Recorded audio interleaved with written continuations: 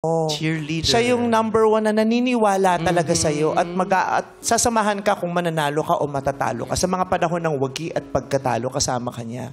Yeah. Dapat hindi, kung talagang nagmamahalan kayo, dapat hindi kayo balakid sa ikaliligaya at tagumpay ng isa't isa. 'Di ba? Dapat hindi kayo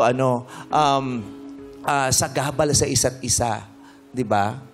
I love that. Sagabal, balakid. Balakid. Dapat hindi ka balakid. Oo. Kasi pag mahal mo yung tao, hindi ka balakid. Baliktarin mo yung salitang balakid. Dikabal? Ano? Baliktarin yung salitang yung balakid. Dikalab? Dikalab? Dikalab.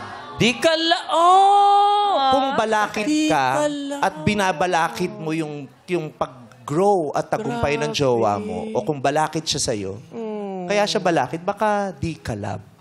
Ayun. Kalaban. Diba?